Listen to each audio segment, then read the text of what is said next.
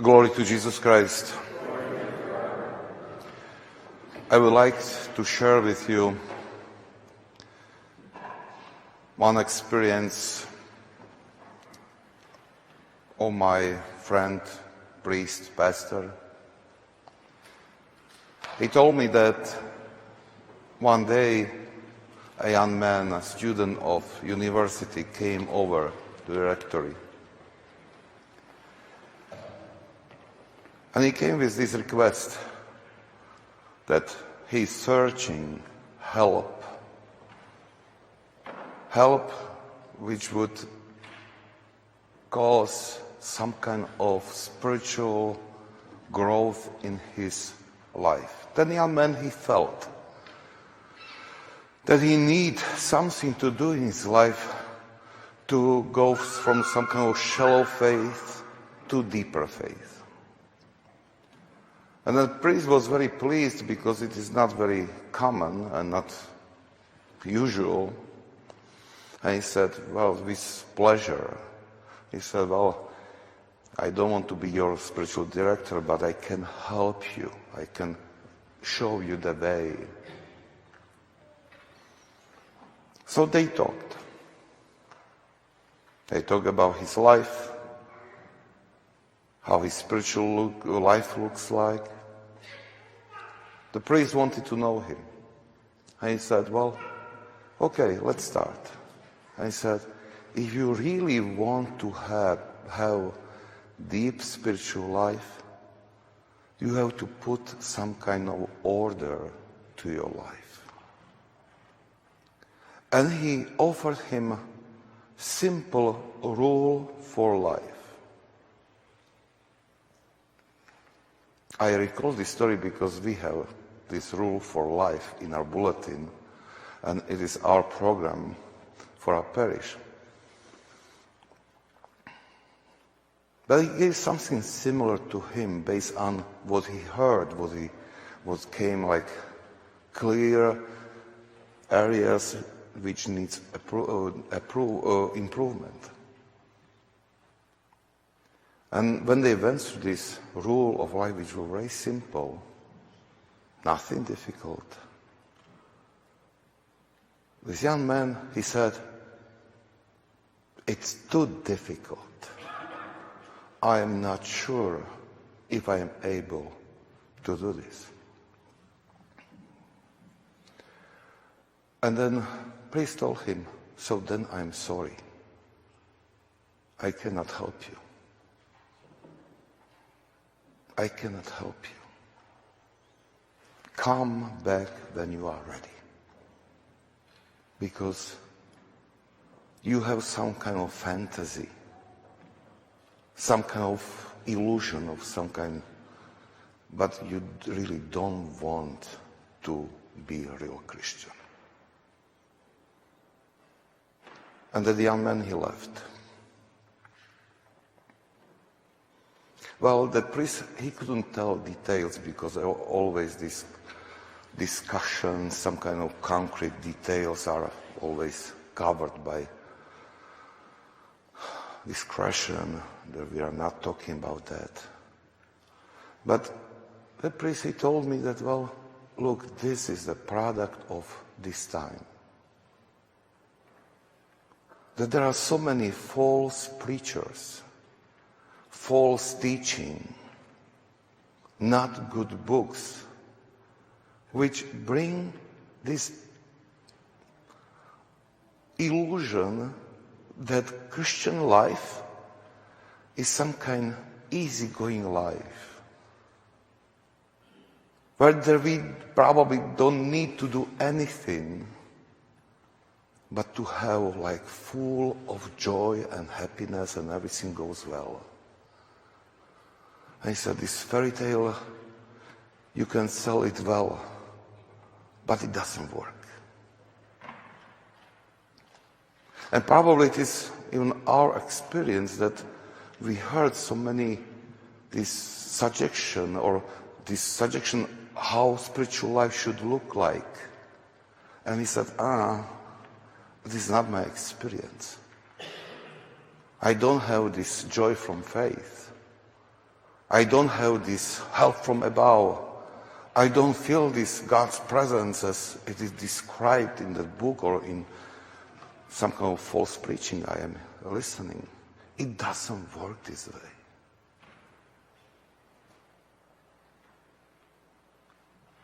But we can, if we look to a real spiritual tradition of the church, we find the saints saw spiritual life in totally different way than we are hearing from the world. This young man, he wanted some kind of fruit of this deep relationship with God, but he didn't want to walk on the path which leads to this deep relationship. We want to make a jump and to skip all these efforts.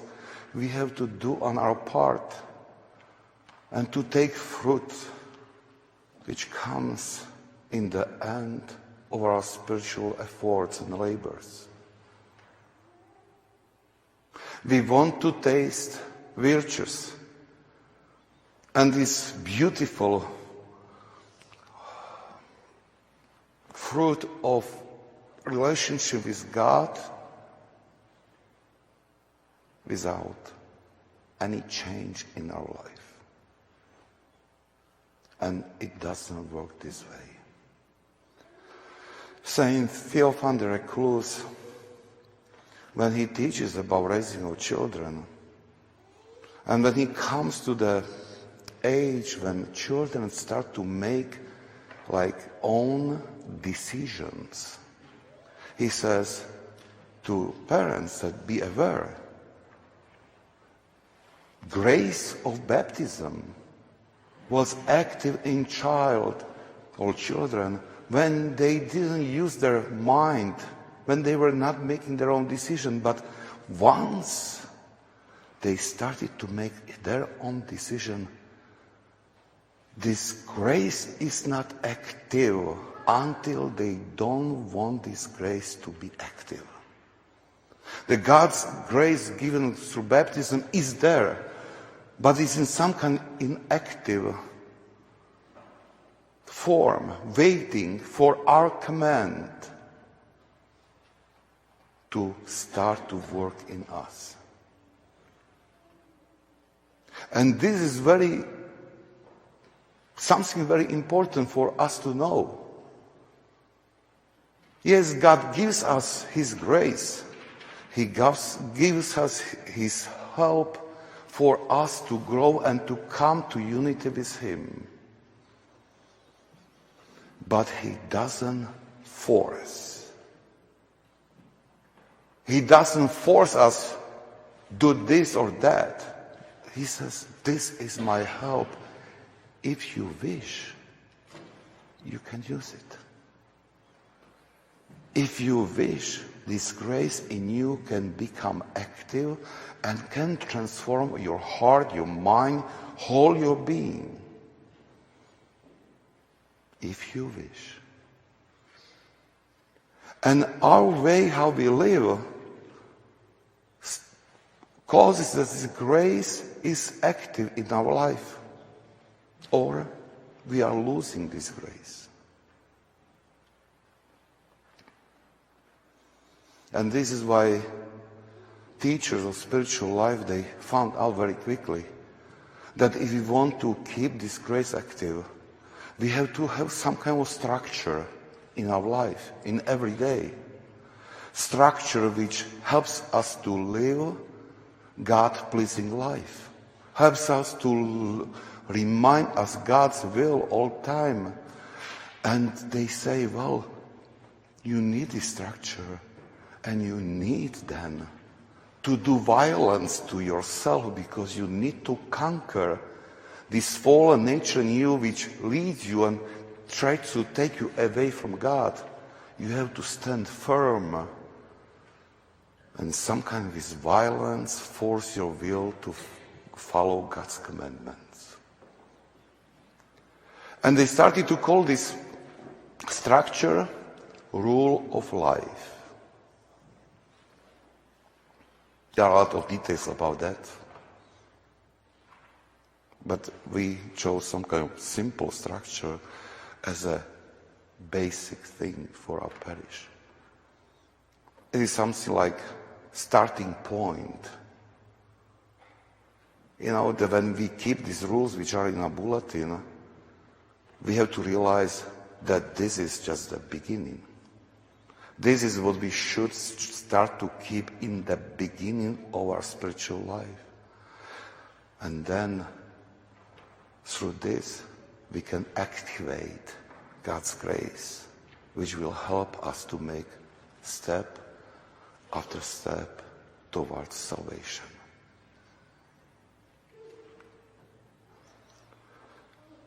When we do this, we create this environment in our soul, in our heart, which is open for God. We start to see a little bit clearer what does it mean to live life with God. And with each step of progress, God reveals something more for us to lead us closer to Him. He leads us with gentleness, with care. But still, even these gentle steps requires our effort. Holy Fathers, they say about this spiritual life, this: give blood and receive spirit. In this saying, they say, well, you don't acquire anything without your effort, which is bloody, difficult. To give some kind of example, I will just use one of these rules which we have for growing. And this is a spiritual reading. This is something what must be in our life every day. Not saying this is advice from all these saints who were experts in spiritual life. They say without that, you cannot grow. To understand that, I would offer you another experience of my friend who said that he chose one book, one saint, who is talking about spiritual life, and he said, I chose this book and him as my spiritual father, and I decided to be obedient to him. And he said, he spent on the second page, or maybe it was in the beginning, the second page, probably it was like 2 weeks. He stumbled over one advice he found there. Everything inside of him was resisting that, well, I cannot do this, I don't want to do this, it's too tough.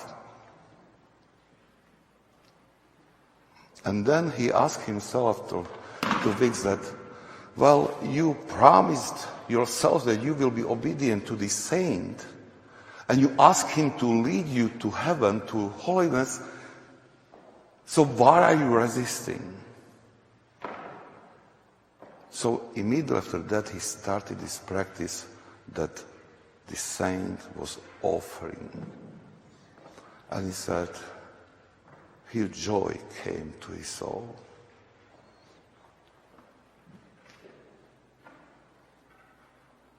He went through one chapter like this during 3 months.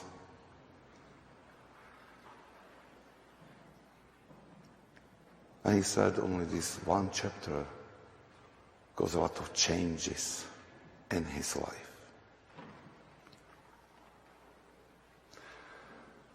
Can you see how just one rule can help us to grow. If we keep just this one rule, how good environment we create, the spiritual environment in our soul, which is able to receive God's grace for growth. And if we all these rules, simple rules,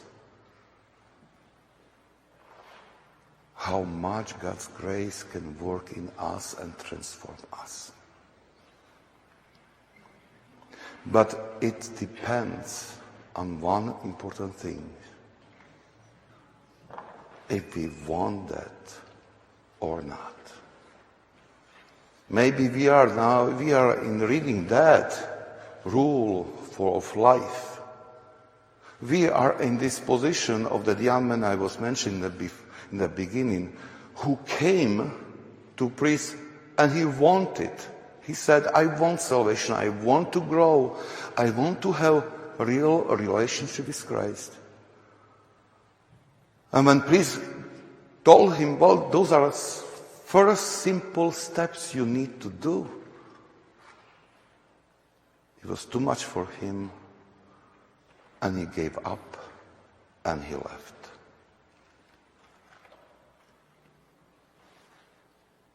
It's up to us what we want. If we want, there is a help. If we want, there is a help in form of God's grace, which will become active in our life through this decision. If we want, we find a lot of help from saints, from the church.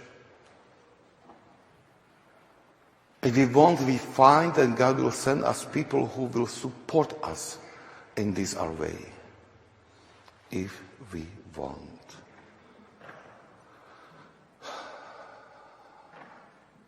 And I think that is the most important question we should answer in this time of preparation for Christmas. Let's try to think about that.